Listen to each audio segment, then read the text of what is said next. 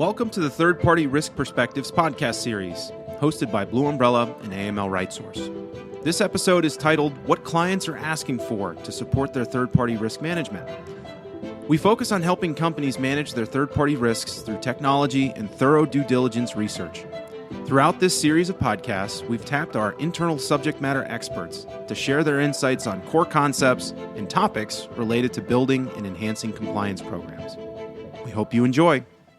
Hello, my name is Elliot Berman, and I'm with AML RightSource, and I'm here with my colleague Chris Sindik from Blue Umbrella, and we're going to share today some insights from clients and what they're looking for to support their third-party risk management. So Chris, good to talk to you again, and let's dive right in. In the third-party risk management and financial crime prevention spaces, practitioners are always looking for ways to be more effective and efficient. And how are you seeing this play out with customers and prospects in your space? Certainly, Elliot. I'm glad to be speaking with you again. I really came into this podcast thinking about the unique position that Blue Umbrella has as an advisor, as a vendor to all types of different companies, large, small, and all sorts of parts of the world in various industries as well. So I thought it'd be good to give our listeners a glimpse into what we see at the hub of many different types of industries and many different types of organizations as well. I will say too, hey, if any clients are listening, don't worry. We're not going to spill any tea, as it were, on this, but more just sort of general things that we're seeing, some trends that are emerging, again, just based on what we've seen this year so far, and even trends from last year too that we see carrying over. But to go back to your question about how things are evolving and what we're being asked for, one of the areas that I'm starting to see more growth in is with a technology platform that we have called Status 2. There's a lot more incoming interest from companies across a variety of industries about what it is, how does it work, how can it bridge some gaps in their program, how does it differ in the marketplace, things like this.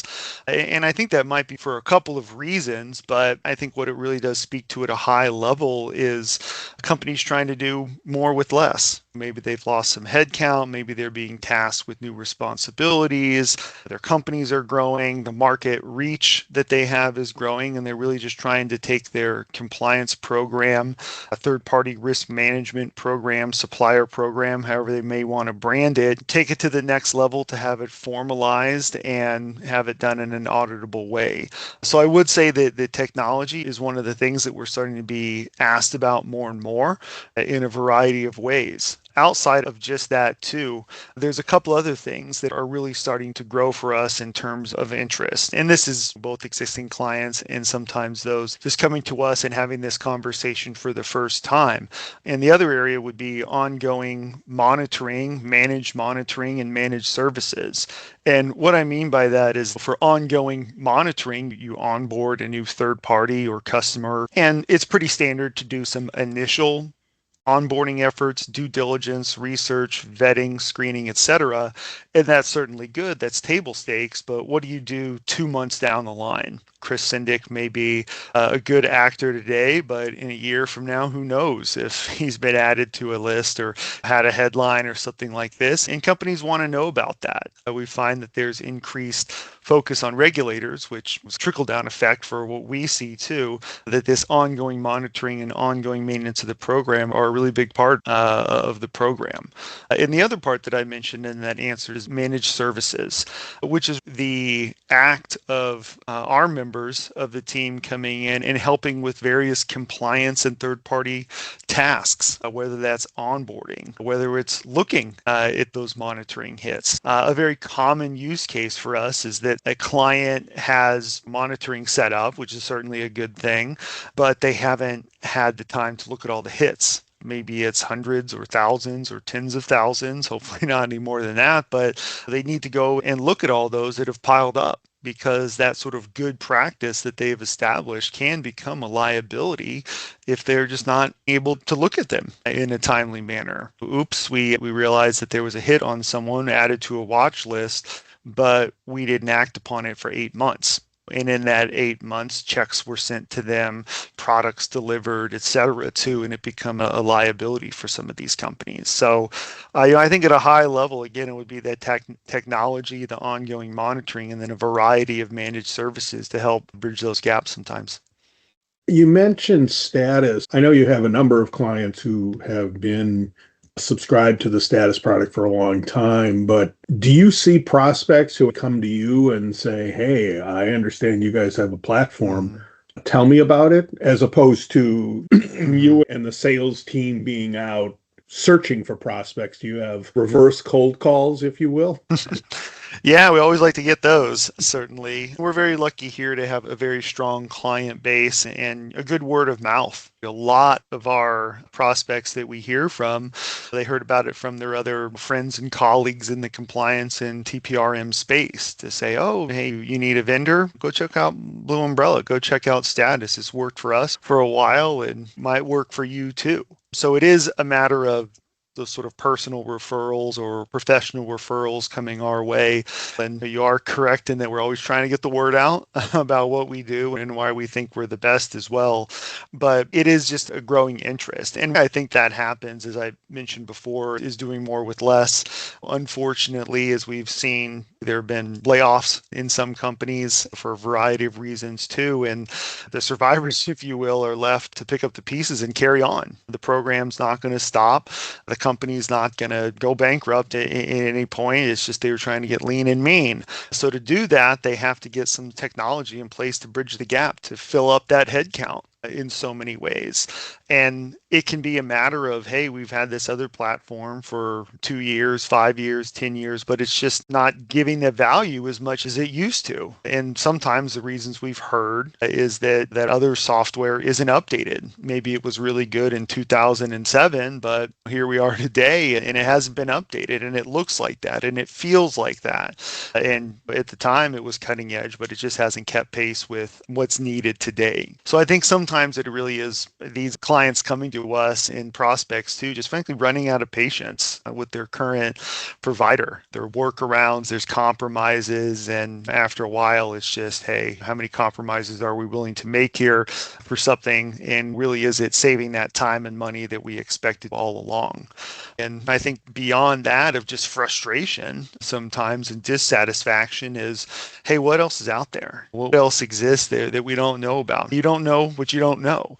Our tool, a lot of times, it is more automated. It has more connections, more quality of life considerations that help prospects and clients take their program to the new level. And I'll say too that even looking at our current client base, we're having these regular communications about, oh, wow, there's a new feature that opens up a new world to us. And maybe they would have distributors going through status, and now they're looking at customers or suppliers or sales agents. And you're looking at additional use cases to bring it under one umbrella, hopefully a blue umbrella, and get some more efficiencies out of that. The universe of third parties that a company of any size deals with gets very big very quickly. And so scalable solutions that can be applied to all the different classes of third parties is really important. So besides the search for a better platform, or for a first platform in some cases, what are the other trends you're seeing?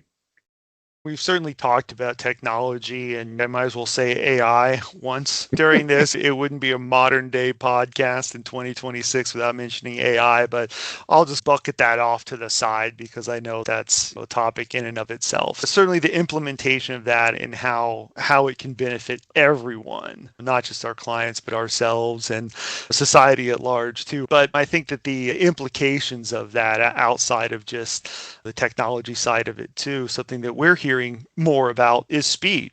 The speed at which we can turn around due diligence reports is becoming an increasing need for us and for our clients. AI aside, what we're hearing and seeing is that clients and prospects want quicker turnaround times to leverage some of these technologies and move their business along more quickly.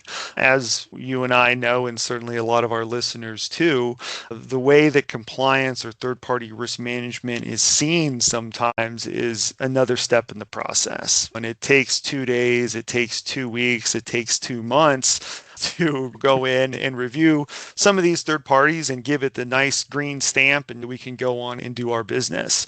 Just what we're seeing with increased competition. Again, macroeconomic factors in play. It helps to be first sometimes, and it helps to turn things around more quickly. And that customer or supplier or distributor, the business partner that you're working with, they appreciate that they can hit the ground running. If it's another 2 days or a week that is saved, that's an extra 2 days in revenue. And maybe that's just enough to meet the benchmark that they need and certainly see some benefits of it. So I don't want to dwell too much on statistics, but one of the things that clients can do is request an expedited report.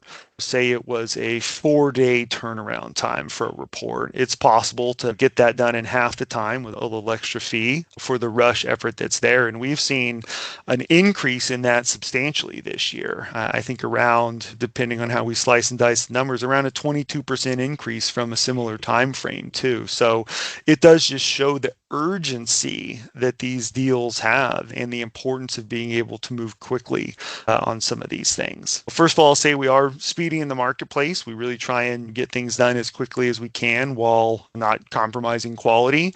There's always that need for an urgent report, even faster than we are, which is what we've heard, faster than the average provider that's out there. And certainly we work to meet those requests with the team working overtime, rearranging queues, whatever it might be. But I think the takeaway from that is that it really just shows that these reports are important, and being able to get them done quickly so the business can quote unquote move on with the business of the company is certainly appreciated too.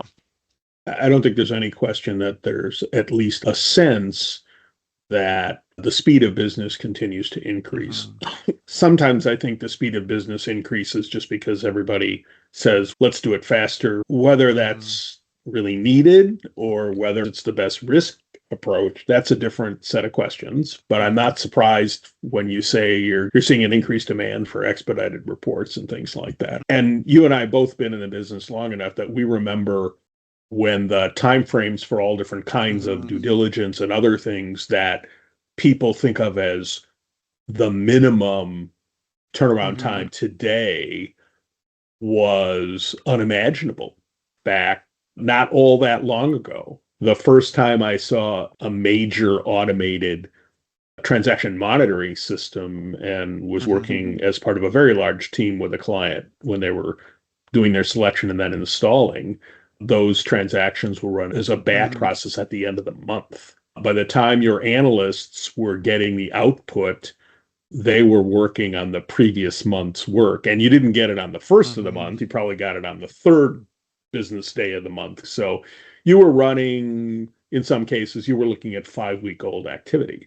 Nowadays, the systems are at least near real time in most cases. And now everybody just goes, of course.